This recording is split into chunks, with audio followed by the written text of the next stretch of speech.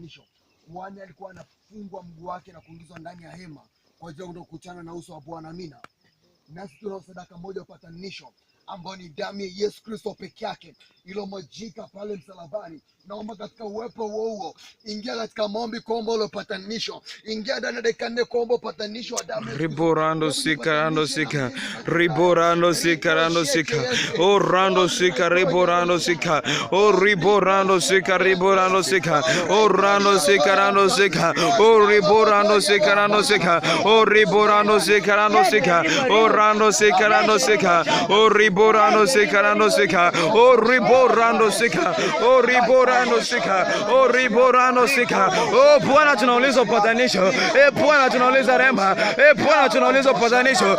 Bwana, tunauliza upatanisho. Bwana, tunauliza upatanisho.